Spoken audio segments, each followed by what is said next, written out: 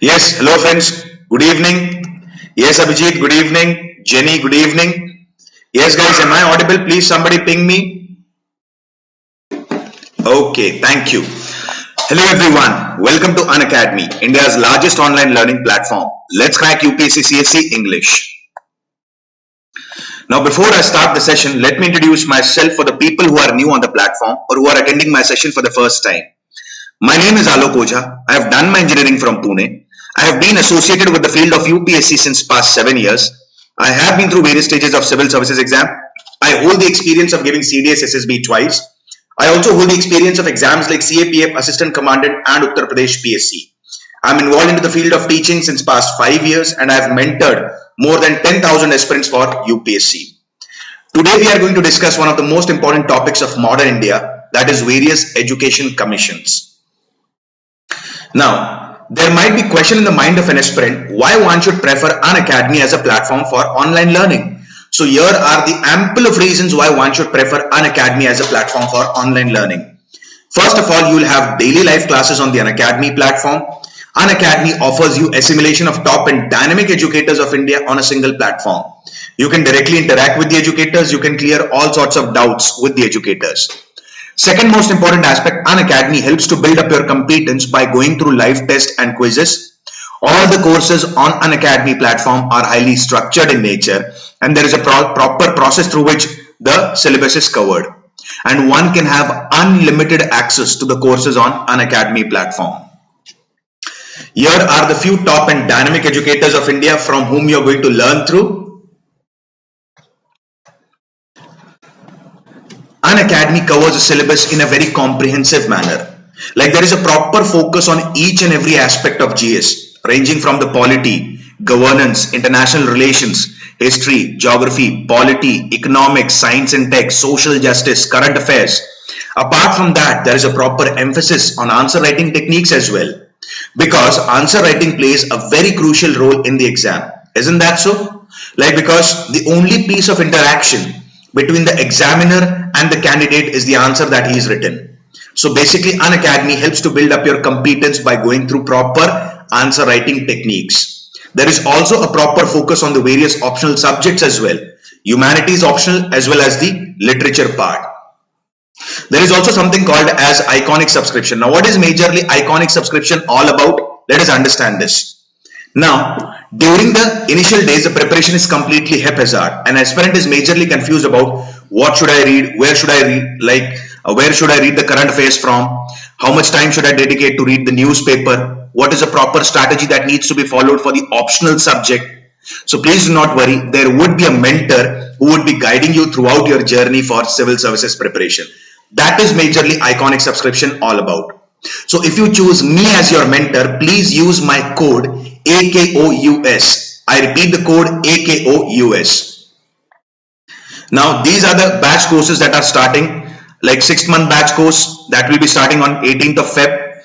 Then 1 year batch course again on 18th of Feb. 2 years batch course and NCERT specific batches. Now Unacademy has come up with Unacademy Summit.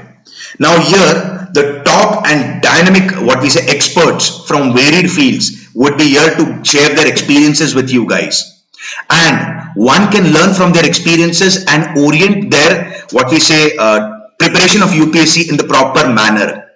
So their experiences could be helpful for you guys to reach towards your goal.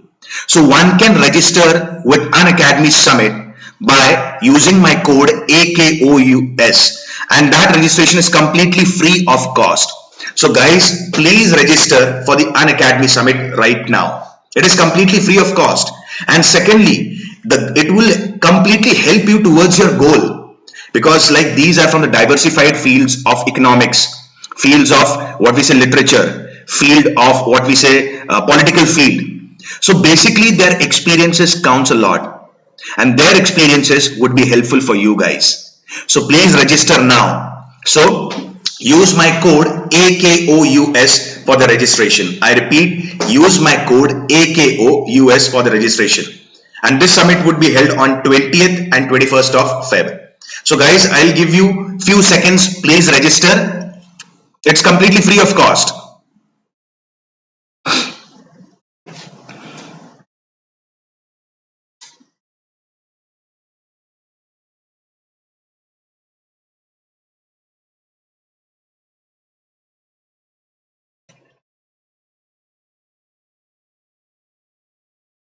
Okay, guys. Now, Unacademy has also come up with Unacademy Combat. Now, what is majorly Unacademy Combat all about? It is most competitive gamified UPSC CSE battle. Okay, 45 minutes, 60 questions, and there would be relative scoring so that one can gauge his preparation. And there are exciting prizes as well. It will be held on 28th of Feb, 11 a.m. Rank 1 to 3 would be getting complimentary Unacademy Plus subscription. 4 to 10, 75% off on Unacademy Plus subscription. 11 to 50 rank, 50% off on the Unacademy Plus subscription. And rank 51 to 500, 25% off on the Plus subscription. These have been the special classes conducted by me previously. Yes, Ram Kumar, good evening. So please do subscribe to Unacademy by using my code AKOUS. Yes, guys, now let's get started with important education commissions. Now, before I talk about the important education commissions, let us understand what were the various stages for development of education system in India. Okay. Now, initially, English East India Company was not at all interested in educating the Indians. And major reason behind that is, it is quite easier to rule over the people who are illiterate. That is why English East India Company was not at all, or they hardly showed any interest in educating the Indians. Now, civil servants were basically brought from London and they were trained at Haileybury College in London. And now they had to work in India, but they were hardly aware about the grassroots realities of India. They were hardly aware about the tradition and culture in India. This completely affected their administrative effectiveness and efficiency. Their efficiency and effectiveness both were not up to the mark. And now, basically it is said that it was decided that we are going to inculcate Indians into the administrative services. If now it was decided that Indians should be associated in the administration, it was necessary to educate the Indians. Now, it is believed that the pioneering step for the first time was taken by Warren Hastings.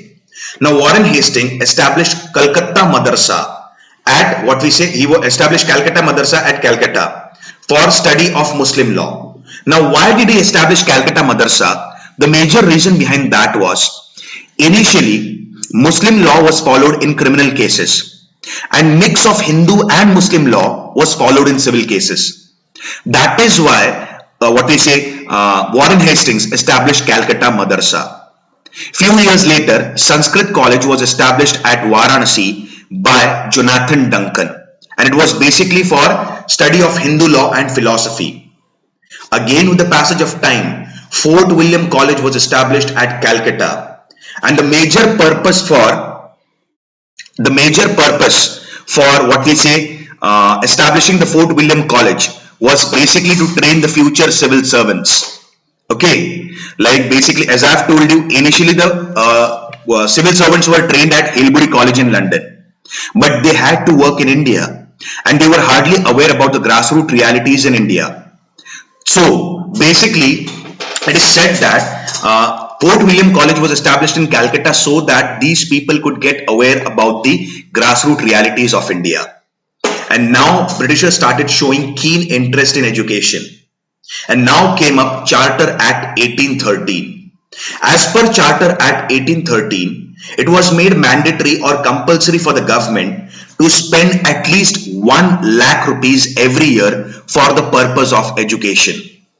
Because since, as I have told you, these people, that is Britishers, wanted to associate more number of Indians in the administration. The reason, administrative efficiency will increase, effectiveness will increase, and secondly, like the civil servants who were coming from London, they had to be paid huge allowances, huge salary, perks and privileges, and Indians would be working at a very lower cost. That is why it is necessary to educate Indians. This was felt by the Britishers. Now, there was one controversy, and this question has been asked in the UPSC Prelims exam. Now, the controversy was, shall we start educating the Indians in English language, or should we educate the Indians in vernacular language or their mother tongue? And this controversy is called as Anglicist Orientalist controversy. Orientalists believe that Indians initially should be educated in their mother tongue, okay, and in the vernacular language, because it is quite easier for the Indians to grasp the concept in the vernacular language. Otherwise, it becomes quite tough if directly an English language is imposed upon them. And the Orientalist viewpoint was being put forward by James and Henry Prinsep. On the other hand, there was Anglicist viewpoint.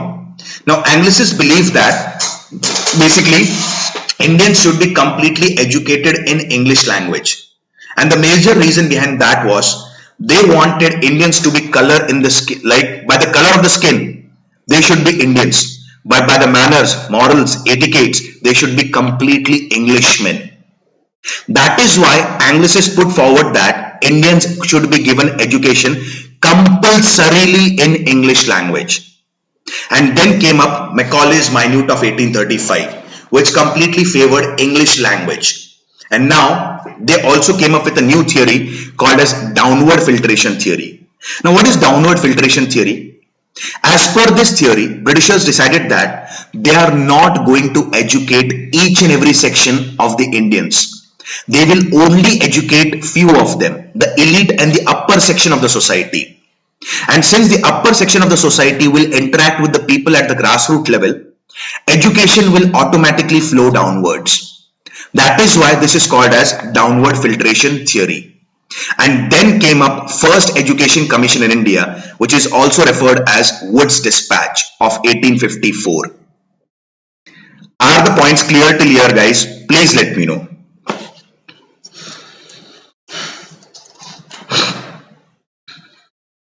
Okay, Jenny. Okay, thank you. Guys, are the points clear till here?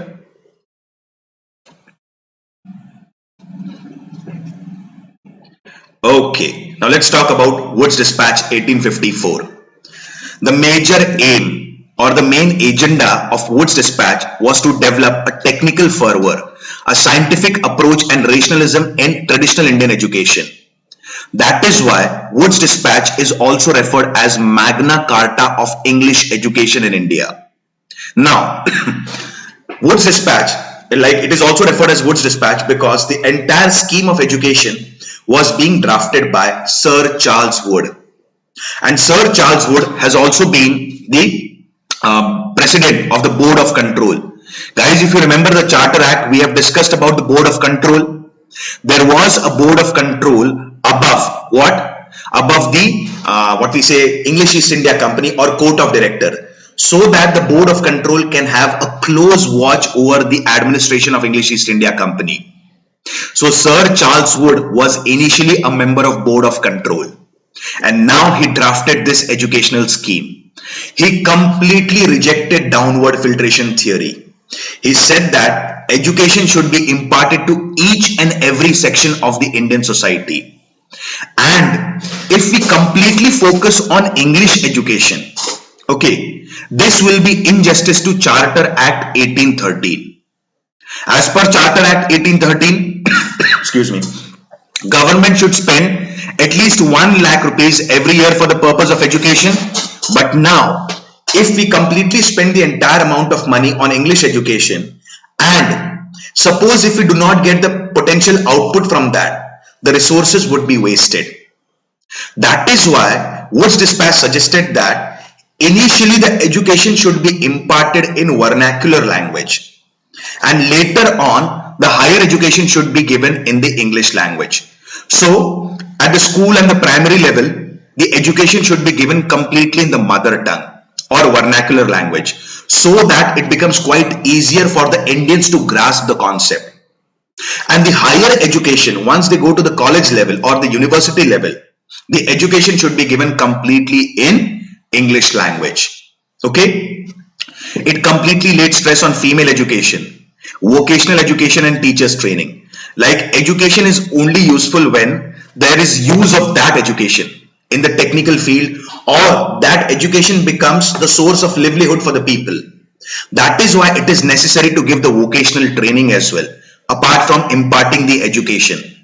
Then there should be proper focus on teachers training. The reason behind that is, until and unless a proper guidance is given to the teachers how to approach the students, the entire scheme will become worthless.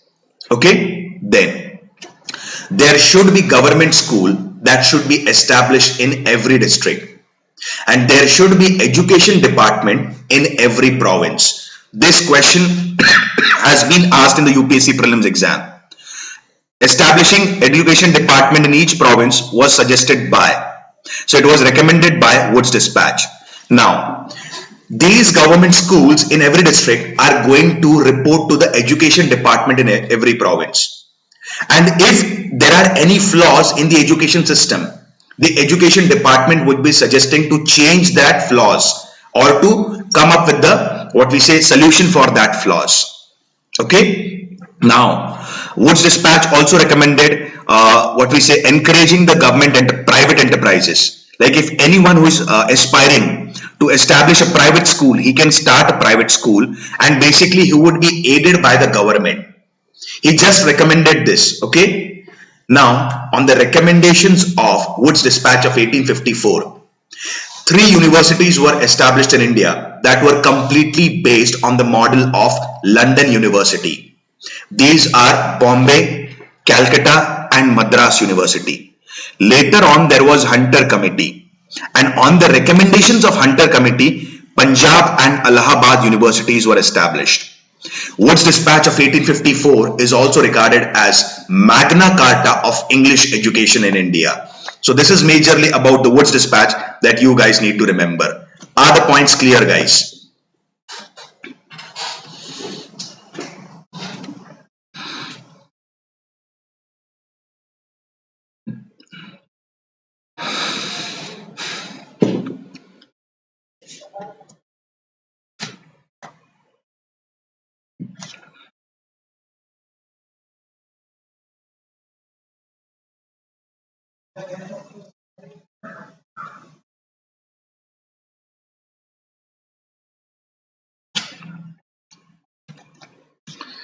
Yes, please.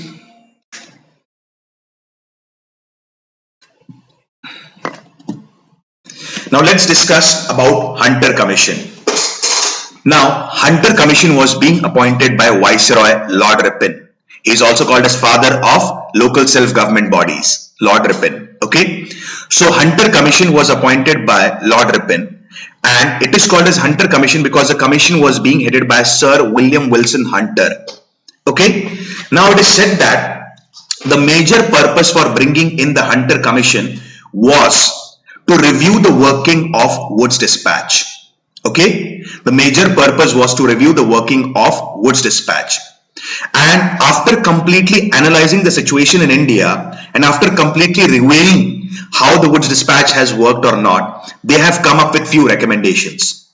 And what are these recommendations? Let us understand this. They said that the responsibility of the primary education should be handed to local government bodies or local self-government bodies and municipalities, because local government bodies are quite aware about the education system or the literacy rate at the grassroots level. So they can come up with optimum and good result. That is why the primary education should be imparted, or the responsibility of primary education should be given to local government body. Then secondary education should be given to what we say private enterprises or private schools, and there should be grants in aid completely based on payment by result system. For example, if there is a growth in education system in the secondary education, the government will pay more amount of money to the private enterprise. And if there is no growth, if there is no enrollment of students in the secondary education, government can also cancel the grants. So what will happen? The private enterprises are going to work more hard so that there is more enrollment, and secondly, the education system will improve properly. So as per the recommendations of Hunter Commission, primary education should be entrusted to the local government bodies, and secondary education should be given, the responsibility of secondary education should be given to private enterprise, and there should be like payment by result system. If they are giving optimum results, there should be proper grants in aid from the government side. Like as we have discussed, Woods Dispatch has focused on female education. that is women's education, vocational training and teachers training. But apart from this, Hunter Commission has given or laid stress on physical and moral education as well. Because until and unless there is a proper health, one cannot focus on the education system. So good health gives good, what we say, educational background or setup. On the recommendations of Hunter Commission, two universities were established. That is Punjab and Allahabad University. This question can be asked in the UPSC Prelims exam. Punjab and Allahabad universities were established on the recommendations of. So these universities were established on the recommendations of Hunter Commission. Okay, and previously, as I've told you, like on the recommendation of Wood's Dispatch 1854, three universities were established: Calcutta, Bombay and Madras universities. Okay guys, Chaitra, yes, like AICTE, All India Council of Technical Education. Perfect, Chaitra. Yes guys, so did you understand the Hunter Commission? Please let me know.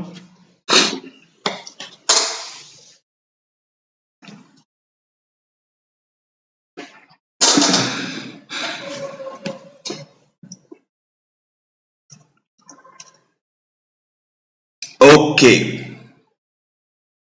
Now let's discuss Rayleigh Commission. Now what are the important recommendations of Rayleigh Commission? Let us understand this. Okay. Now Rayleigh Commission was appointed by Lord Curzon, who was a viceroy at that time. And Lord Curzon is very famous for his inactivities. Like he had come up with partition of Bengal in 1905. Okay. He partitioned the Bengal on what pretext?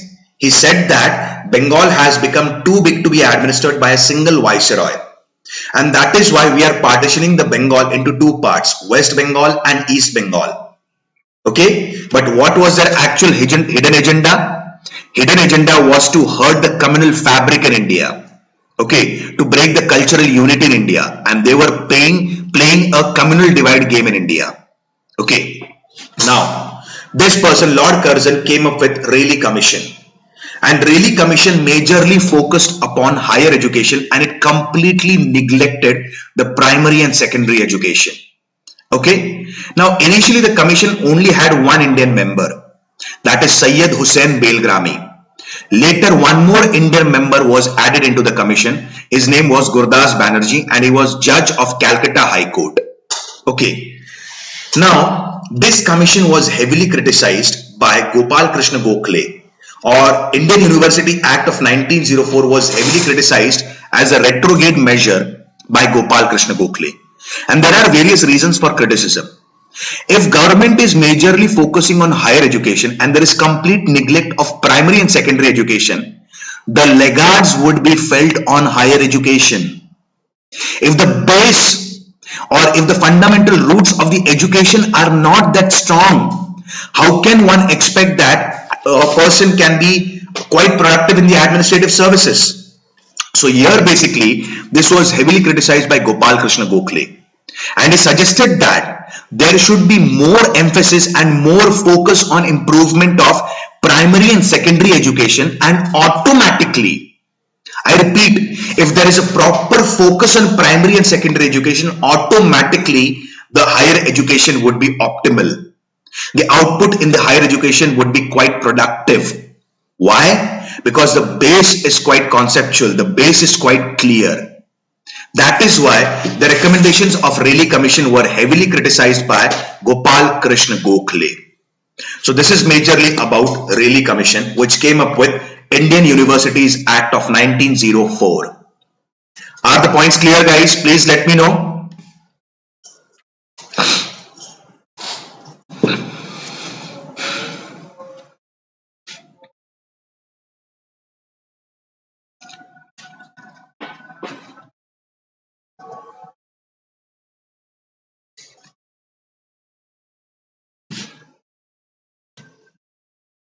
Okay, now let's talk about Sadler Commission. Okay, now Sadler Commission was appointed by Lord Chelmsford, and Lord Chelmsford was viceroy at that time. What was the major purpose of Sadler Commission? The major purpose for establishing Sadler Commission was to review the working of Calcutta University, which was established on the recommendation of Wood's Dispatch of 1854. And unlike the Rayleigh Commission, this commission completely focused, although its purpose was to review the working of Calcutta University. In very simple words, its purpose was to review the working of higher education. But this commission completely focused upon the education system right from the grassroots level, right from the basic level, right from the school education to the university education. And then after reviewing the working pattern of education, Sadler Commission came up with few recommendations. And what are these important recommendations? Let us understand this. First thing, the university should be completely freed from secondary education, because the role of university at that time was to create future civil servants, and they should be entrusted with responsibility of giving proper education to the aspirants of the administrative services at that time. So they should be freed from the burden of secondary education. And now they recommended education should be made a provincial subject. Now, why education should be made a provincial subject? There was a reason behind that. Provinces are quite in touch with the people, or the government at the provincial level is quite in touch with the people at the grassroots level. So they can understand the grassroots realities of the literacy and educational system. That is why education should be made provincial subject, so that if there is no improvement in education, certain steps would be taken to improvise the education system. If education is up to the mark, then there would be certain steps taken to again lead it to the further rank. Okay, so that is why it was recommended that education should be made compulsorily a provincial subject. Okay, then there should be creation of inter-university board, and there should be proper, what we say, communication between all the universities. For example, by now Calcutta, Bombay, Madras, Punjab and Allahabad universities were being established. So there should be a common board for them, where they can discuss the issues of common importance, like how to improve the educational system, how to focus on female education, what steps should be taken for minorities education, what steps should be taken for the upliftment of the education of the backward class. So if there is a common board, all these steps would be taken by all the universities. So a common board should be established so that there is a proper connection between all the universities. Okay, and a residential university should be established in Dhaka, that is in the region of Bangladesh. Now, a special board for women education was created in Calcutta University on the recommendations of Sadler Commission, so that there could be proper focus on women education. Okay, Ashutosh Mukherjee and Dr. Zia Uddin Ahmed were the members of the commission. So these are the major recommendations of Sadler Commission. And if the question comes up in the exam, what was the major purpose of Sadler Commission? The major purpose of Sadler Commission was to review the working of Calcutta University. Okay. Yes, Udayagiri Lakshmi Narayan, good evening.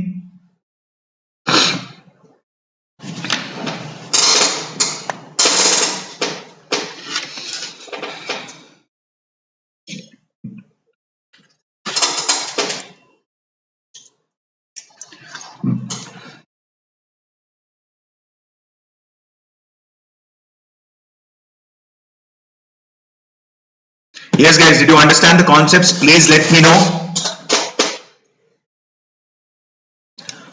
Okay, now let's talk about Hartog Committee. Now, let me go to the background.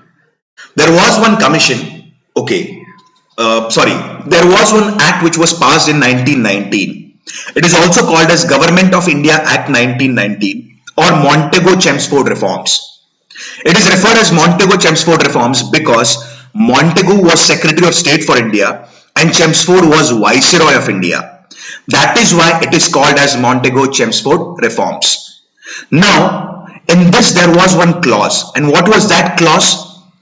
After 10 years, we are going to come up with a commission that will be reviewing the working of the entire administrative setup. I did not say they will review the working of education system. They will review the entire administrative setup, in which education is also one of the components. And now in 1927, there was a commission that was appointed, that is Simon Commission. Simon Commission had 7 members and it was heavily criticized because it was all white commission. There was no single Indian member in the commission. And why they have come here? To review the working of administrative setup in India. So at least there should be 2 to 3 Indian members in that, but there was no single Indian member in that. Now Simon Commission appointed one committee to review the working of education system, and this committee was referred as Hartog Committee. Now Philip Hartog was initially a vice chancellor of Dhaka University. Just a while back we have seen Dhaka University was established on the recommendations of Sadler Commission. So he came here, he was initially the vice chancellor of Dhaka University. Now what recommendations did he give? Now Philip Hartog completely analyzed the education at the primary and the secondary level. And after completely analyzing the educational setup at the primary and secondary level, he focused on one important aspect. There is no point in completely increasing the number of schools.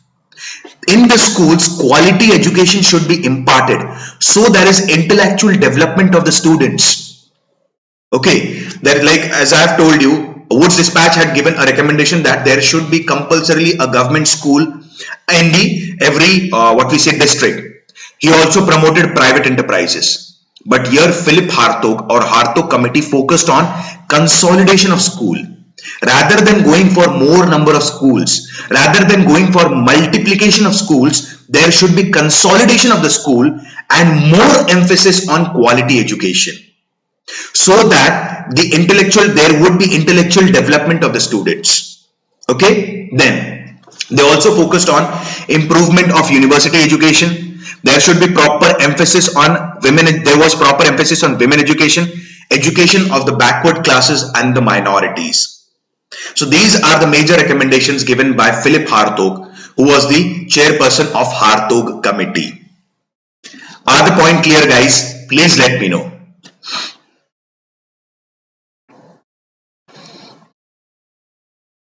Yes.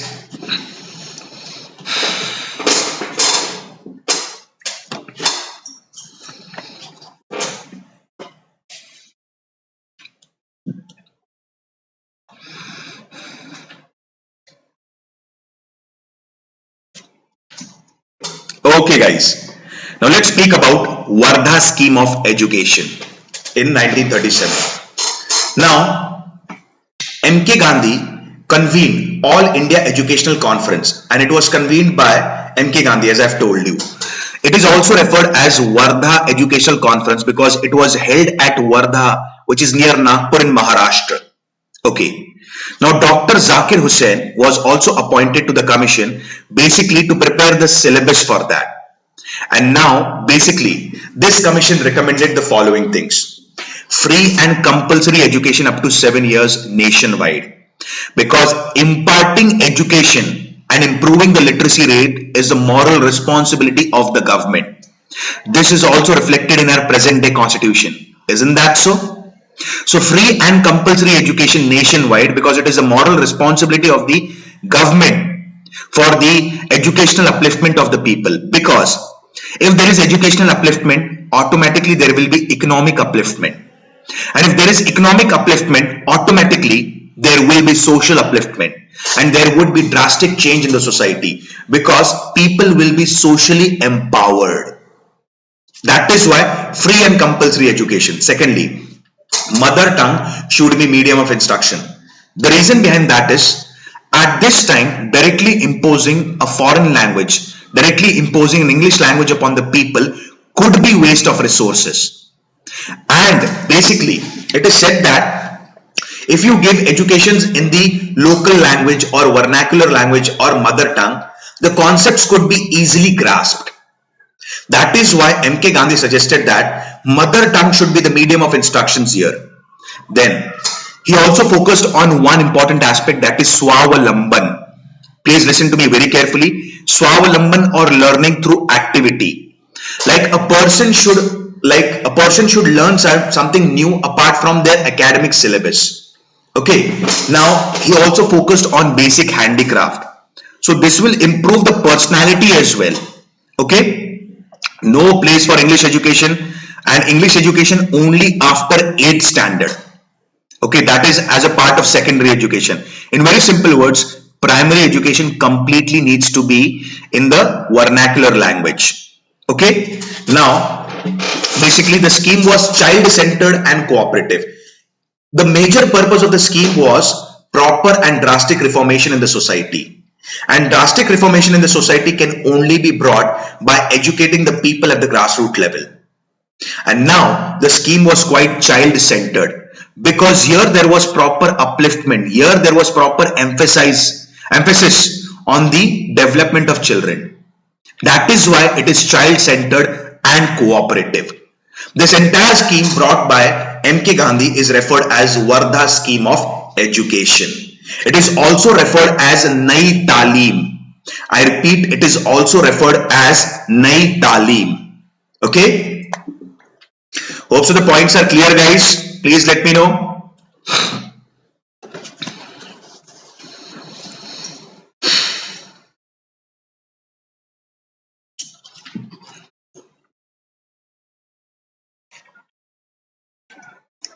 Yes, are the points clear?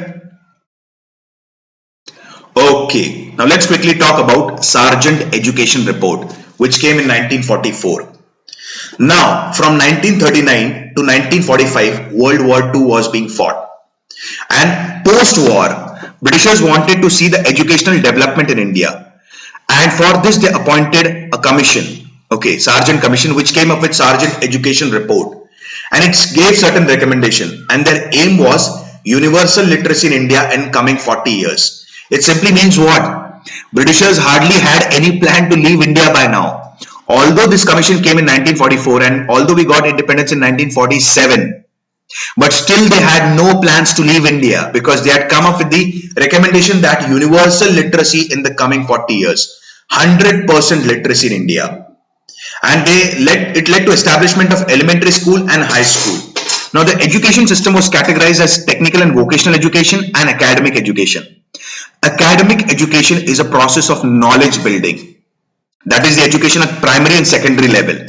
And the technical education will become a source of livelihood for the people.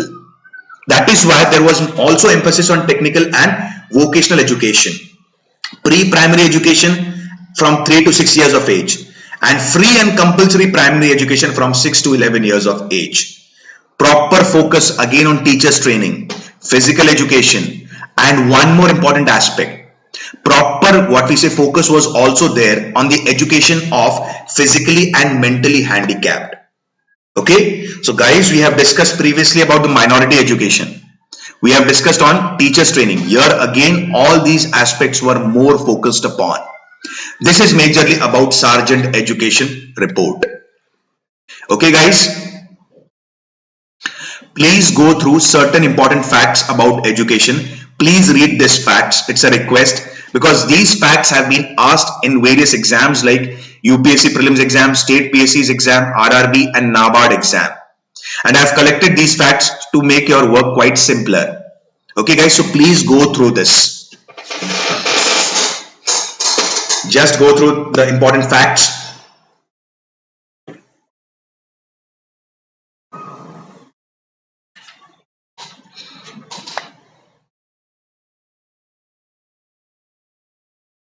Read it once.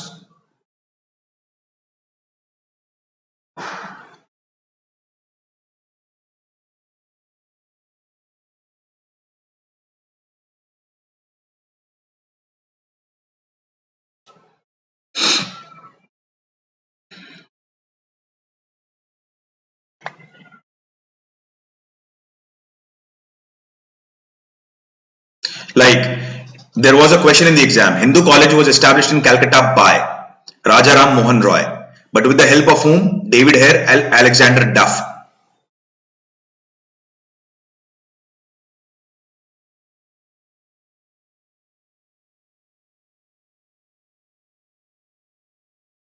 Like Lord Harding, he laid the foundation of which university? BHU, that is Banaras Hindu University.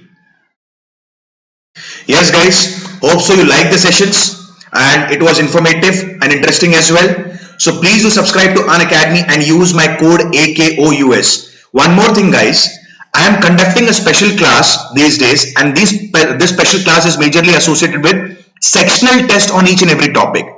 Like I have taken a sectional test on Indus Valley Civilization.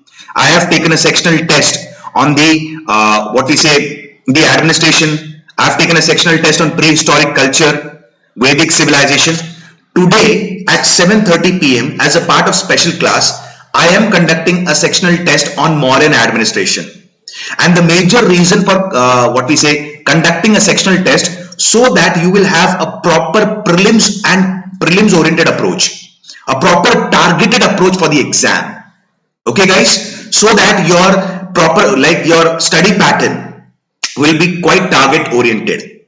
So please do attend the test at 7:30 p.m. as a part of special class. I'll be sharing the link on my Telegram channel, that is Unacademy_Alok Ojha. I repeat, Unacademy_Alok Ojha. Yes, guys, thank you and have a very, very nice day.